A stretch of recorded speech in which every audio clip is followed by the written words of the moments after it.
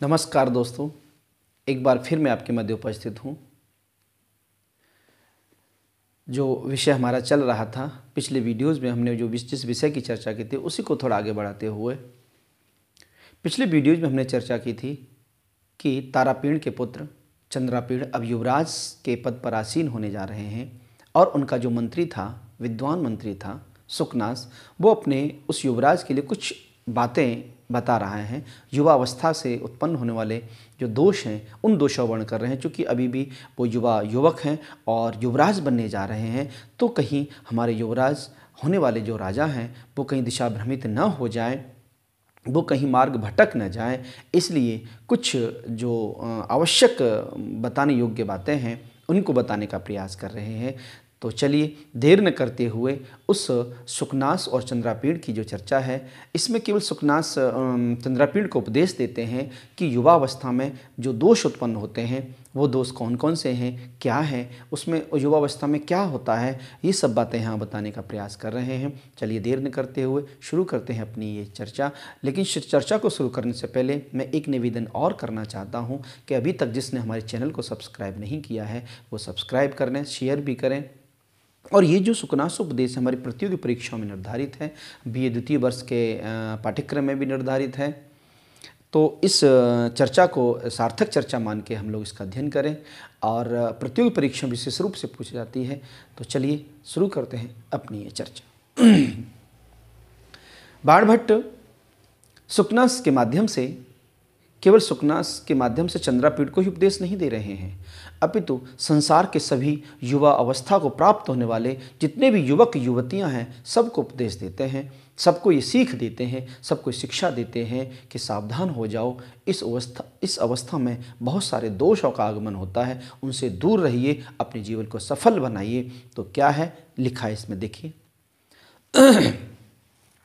यौवनारंभे च प्रायः शास्त्र जल प्रक्षालन निर्मलापि कालस्यम उपयति बुद्धि अनुज्झित धवलतापि सरागैव भवति यूनाम दृष्टि अपहरति च वात्येव शुष्कपत्रम समुद्भूत रजो भ्रांतिरति दूरम आत्मेच्छया यौवन समये पुरुष प्रकृति इंद्रिय हरिणहारिणी च शतम अति दुरंत्येयम उपभोग मृग तृष्णिका नव यौवन कसायतात्मानश्च सलिलानीव तान्येव विषय स्वरूपाण्ड्यास्वाद्यमानानि मधुर तराण्ड्यापतन्ति मनसः नाशयति च दिङ्मोह इवोन्मार्ग प्रवर्तकः पुरुषमत्यासंगो विषयेषु। चंद्रापीड़ को उपदेश देते हुए सुकनास कहते हैं कि हे पुत्र चंद्रापीड़, यौवनारंभे च, यौवन के आरंभ में, युवा अवस्था के प्रारंभ में, मतलब टीन एज कहिएगा, अपनी भाषा में लोग टीन एज कह सकते हैं कि युवा अवस्था के प्रारंभ में जो व्यक्ति की बुद्धि है ना, मनुष्यों की बुद्धि लिखा है ना, अंतिम लिखा है बुद्धि, लिखा है कैसी है, प्रायः, अधिकतर मनुष्यों की बुद्धि प्रायः कैसी हो जाती है, शास्त्र जल प्रक्षालन निर्मलापि। शास्त्र जल प्रक्षालन, शास्त्रों के जल रूपी अध्ययन से निर्मल स्वच्छ होने पर भी, मतलब हम कोई चीज़ को नहीं जानते, हमने शास्त्रों का अध्ययन कर लिया, अपने पुस्तकों में अच्छे से पुस्तकों का अध्ययन किया तो बहुत सारी चीज़ें हम जान जाते हैं और हम समझ जाते हैं हमें ये काम ऐसे करना चाहिए, ये काम ऐसे नहीं करना चाहिए, वो काम ऐसे करना चाहिए, है ना। शास्त्रों के अध्ययन से हम बहुत सारी सामाजिक, पारिवारिक, राजनीतिक, धार्मिक बातों को जान गए, ज्ञान प्राप्त हो गया, लेकिन फिर भी प्रायः ऐसा हो जाता है क्योंकि वो नवीन युवावस्था है। बहुत सारा IAS, PCS, बहुत सारे IRS, बहुत सारे अधिकारी होते हैं नवीन युवा, फिर भी गलतियां हो जाती हैं, लोग फिसल जाते हैं, है ना। तो वही फिसलने वाली बात यहाँ कह रहे हैं कि युवा अवस्था में प्रायः शास्त्र जल प्रक्षालन निर्मलापि, शास्त्र रूपी जल से धुले होने पर भी, निर्मल होने पर भी मनुष्य की बुद्धि कैसे थे, कालुष्यम आयाति बुद्धि, कि बुद्धि में कलुषता, बुद्धि में कालिमा, बुद्धि में दोष आ जाता है, ठीक है ना। अर्थात बुद्धि विकार युक्त हो जाती है। शास्त्र रूपी जल से धुले होने पर भी, मतलब अभी राजा नहीं बना है, अभी मान ली युवराज हैं, लेकिन सब शास्त्रों का अध्ययन कर लिया, सब कुछ जानते हैं, लेकिन ये युवा अवस्था ही ऐसी है कि बुद्धि में कहीं ना कहीं विकार आ जाता है। तो वही कहना चाहते हैं कि आपको उस विकार से दूर रहना है। जो उपदेश है इनका सुकनास का, वो अलर्ट कर रहे हैं, जागरूक कर रहे हैं, है ना, कि आपको ऐसा हो सकता है, आपको सावधान रहने की जरूरत है चंद्रापेण। क्योंकि युवा अवस्था में कहते हैं ना, शास्त्र जल प्रक्षालन निर्मलापी, शास्त्र रूपी जल से धुले होने पर बुद्धि में कलुषता आ ही जाती है। और यही नहीं, और क्या लिखा है, अनुज्झित धवलतापी सरागैव भवतीम यूनाम दृष्टि। अनुज्झित धवलतापी अर्थात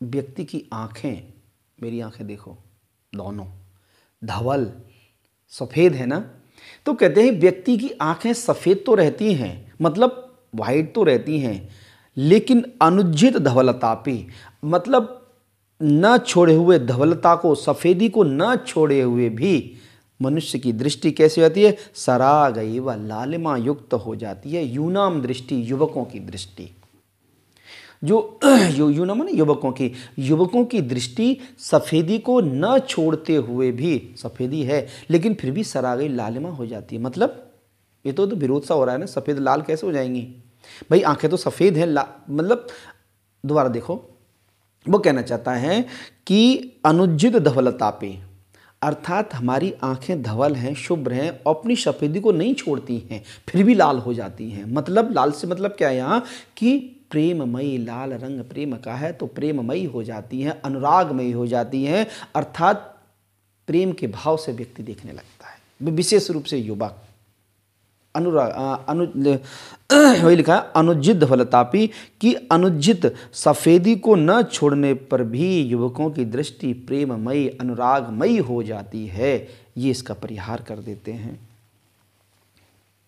ऐसी दृष्टि होती है, अर्थात आप भी युवक हो चंद्रापेण, आपकी आंखें तो वाइट रहेंगी, लेकिन देखने का नज़रिया ना कैसा हो जाएगा, अनुरागमय हो जाएगा। तो ये बताते हैं ऐसी दृष्टि युवकों की हो जाती है। और क्या लिखा है, अपहरति च वात्येव शुष्कपत्रम समुद्भूत भ्रांति रजो। और कहते हैं कि युवकों की जो युवा अवस्था है, युवा अवस्था मनुष्यों का जो भ्रम है ना, मनुष्य भ्रम में फंसकर वास्तविकता से बहुत दूर चले जाते हैं। एक होता है ब्रह्म, एक होता है भ्रम। भ्रम का मतलब क्या होता है, जो चीज़ है ही नहीं उसको दूसरे में समझना, है ना। तो वही कहते हैं कि समुद्भूत रजो भ्रांति आत्मेच्छया, मतलब व्यक्ति को स्वयं भ्रम, मतलब जो चीज़ है नहीं उसको समझना, और उसी प्रकार उसको यथार्थता से, वास्तविकता से बहुत दूर ले जाती है। जैसे वात्येव अपहरति शुष्क पत्रम, वायु के समान। अपहरति जैसे वायु सूखे पत्रे को उड़ा करके बहुत दूर ले जाती है, उसी प्रकार जो युवा अवस्था है ना, वो व्यक्ति को वास्तविकता से बहुत दूर ले जाती है।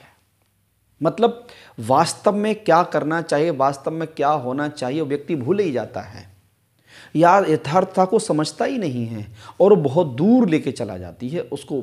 कौन, युवा अवस्था ले जाती है। किसके समान, वायु के समान।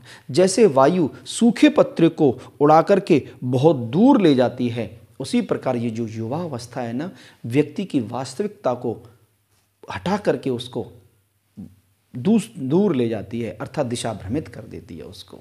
व्यक्ति को करना तो ये चाहिए, सीखना ये चाहिए, जानना ये चाहिए, लेकिन वास्तविकता से व्यक्ति परे हो गया, मानता ही नहीं है। और ये कौन, किसके द्वारा, युवावस्था के द्वारा ऐसा होता है। ये युवावस्था का दोष है। तो कभी कहते हैं, वो माडभट्ट कहते हैं कि युवावस्था का दोष है। देखिए अब तक दोष बता दिया, पहला दोष बता दिया कि व्यक्ति की बुद्धि शास्त्र से धुली हो, शास्त्र ज्ञानी हो, लेकिन फिर भी उसमें विकार आ जाता है। पहला दोष है, ये किसका है, युवावस्था की वजह से ऐसा होता है।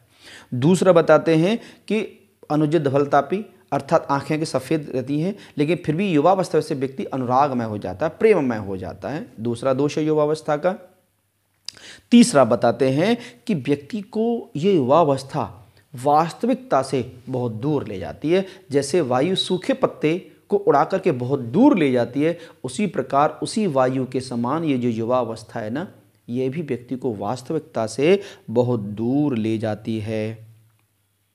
और क्या करती है, आगे क्या लिखा है देखो, इंद्रिय हरिण हारिणी सततम अति दुरंता। इंद्रिय हरण हारिणी, इंद्रिय रूपी हिरण का हरण करने वाली, इंद्रिय रूपी जो हमारी इंद्रियां हैं ना, इनका हरण करने वाले। इंद्रिय लिखा है इंद्रिय हरिण हारिणी शतम दुरंत्यव उपभोग मृग सतम दुरंत्ययम, यहां तक करो। अर्थात यह जो युवावस्था है ना, इंद्रिय रूपी हरिणों का हरण करने वाली है ये युवावस्था। एक दो सी आ गया। अर्थात यह जो युवावस्था है कि वह इंद्रिय रूपी हरिणों का हरण, इंद्रिय रूपी अर्थात हमारी जो इंद्रियां हैं, 11 इंद्रियां हैं, इन इंद्रियों का हरण करने वाली है, इनका अपहरण करने वाली, इनको अपने वश में चलाने वाली है, इनको मार्ग से भ्रमित करने वाली युवावस्था है। इंद्रिय सत्तम उपभोग मृग तृष्णिका। और कहते हैं कि जो उपभोग की मृग तृष्णिका है, यह हमारी इंद्रिय हिरणों का हरण कर देती है।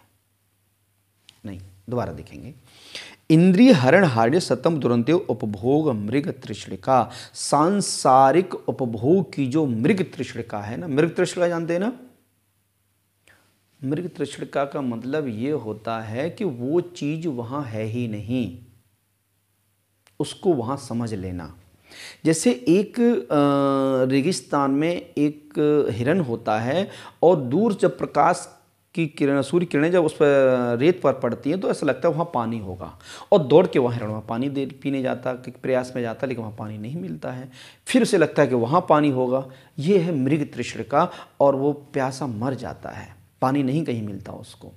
ऐसे ही संसार के विषयों की जो उपभोग की मृग तृष्णिका है, मैं ये भी ले लूँ, ये अच्छा लग रहा है, ये भी ले लूँ, ये अच्छा लग रहा है, ये ले लूँ, ये अच्छा लग रहा है, ये, लेकिन क्या कर रहा है, सिगरेट बीड़ी शराब पी रहा है, लेकिन क्या कर रहा है, इंद्रियों को नष्ट कर रहा है वो।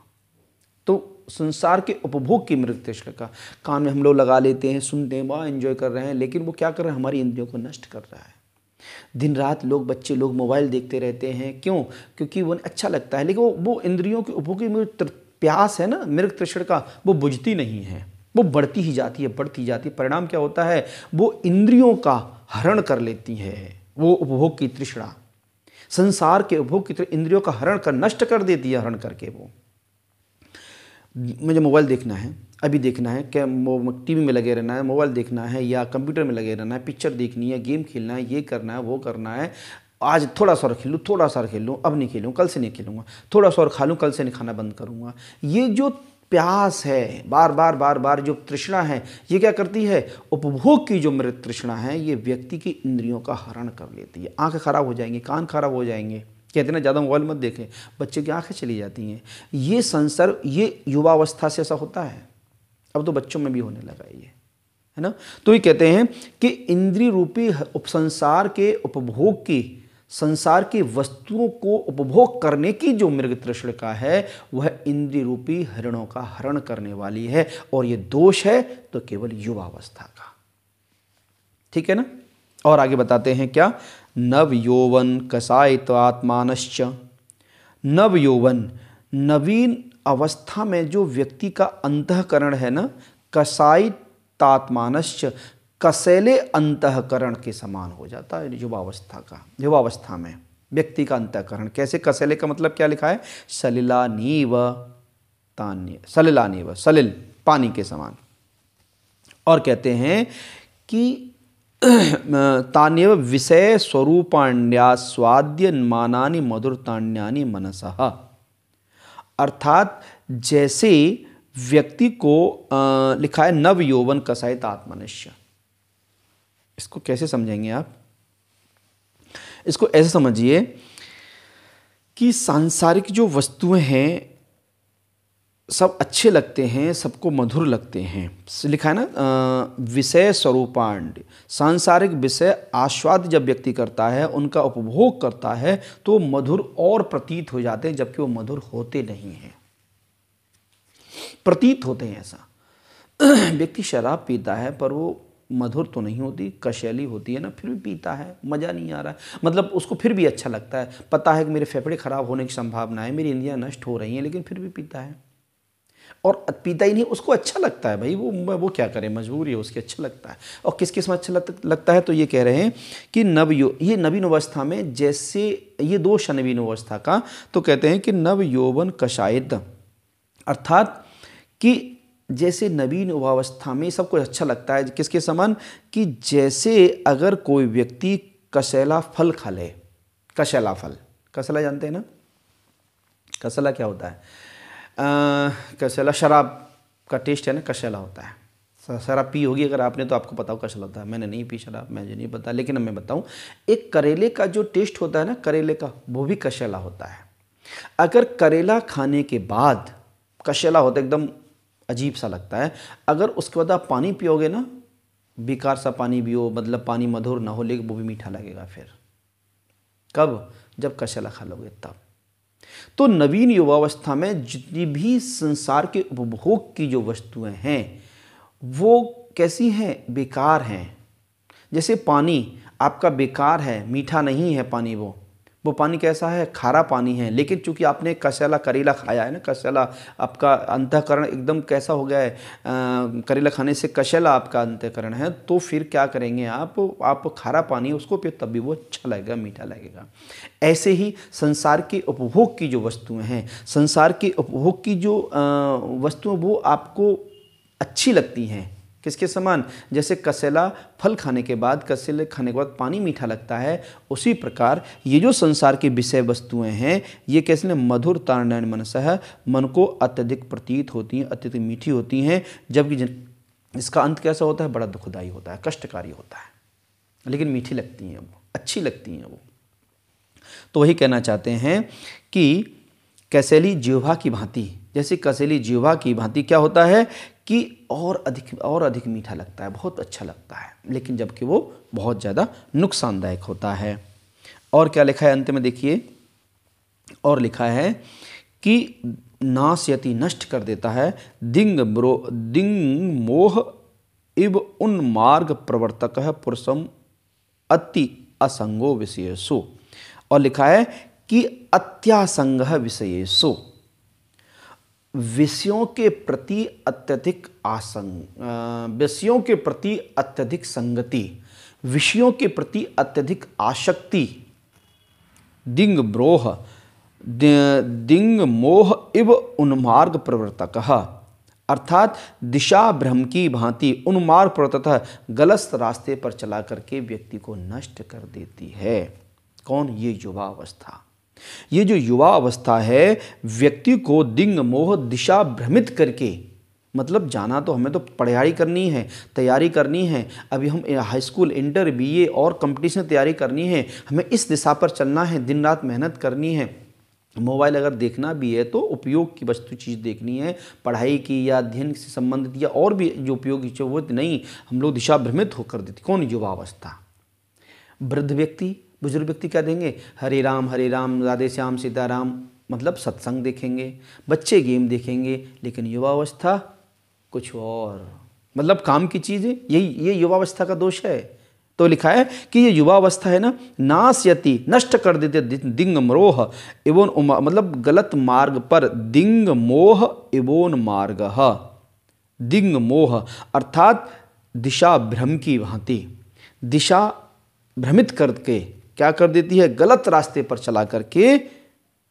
कब, पुरुषम अत्यसंग विषय, अगर उसके साथ ज़्यादा आपका संगति रहेगी, ठीक है ना, आसक्ति ज़्यादा रहेगी, उसमें लगे ही रहोगे, तो व्यक्ति को गलत रास्ते चला करके उसको नष्ट कर देती है, उसका विनाश कर दी, उसका पतन कर देती है। ऐसी होती है कौन, युवा अवस्था।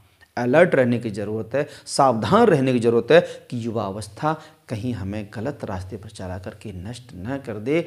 ये जो बातें हैं बहुत ही उपयोगी हैं, विशेष रूप से युवकों के लिए। उन्हें जानना चाहिए कि युवावस्था में कौन कौन दोष आ सकते हैं, वो दोषों का परिहार करें, उन दोषों को दूर करें और एक राष्ट्र, अपना विश्व में अपना एक जो प्लेस है, एक स्थान है, एक उच्च स्थान को प्राप्त करने का प्रयास करें। तो कौन कौन से, एक बार फिर देख लेते हैं हम लोग। यौवनारंभे च प्रायः शास्त्र प्रक्षण नरमलापी, कि युवावस्था के प्रारंभ में मनुष्यों की, विशेष रूप से युवकों की जो बुद्धि है, शास्त्रों के द्वारा धुली होने पर भी उसमें विकार हो जाता है, उसमें कलुषता आ जाती है। नंबर 1 अर्थात व्यक्ति को सावधान रहने की जरूरत है। नंबर 2 आगे लिखा है, अनुज धवलता विसारागे भगवती नाम दृष्टि ही, कि व्यक्ति की, युवकों की जो दृष्टि है धवलता को न छोड़ते हुए भी अनुरागमय, प्रेममय हो जाती है। अत्यधिक ऐसी वस्तुओं प्रति प्रेम न किया जाए जो आपके भविष्य के साथ खिलवाड़ करे, अर्थात ये मनुष्य की दूसरी, युवकों की दूसरी युवावस्था का दोष है। अपहरति च बात्यव शुष्कपत्रम समुद्भूत रजो भ्रांति रति दूरम, अर्थात युवकों की जो युवा अवस्था है, वह युवा अवस्था व्यक्ति को वास्तविकता से परे ले जाती है, वास्तविकता से दूर ले जाती है। जैसे एक वायु सूखे पत्ते को उड़ा करके बहुत दूर ले जाती है, उसी प्रकार वो भी उसको वास्तविकता से उसे व्यक्ति को दूर ले जाती है। तीसरा दोष है, और आगे दोष बताते हैं, इंद्रिय हरण हारिणी सततम दुरंती उपभोग मृत तृष्णा का। ये जो उपभोग की मृत तृष्णा का है ना, उपभोग ये भी चाहिए और चाहिए और चाहिए और चाहिए, लेकिन अंत में व्यक्ति विनाश की ओर अग्रसर होने लगता है। ये जो मृग तृष्णा है, ये युवावस्था के कारण प्राप्त होती है। ये इसका चौथा दोष है युवावस्था का।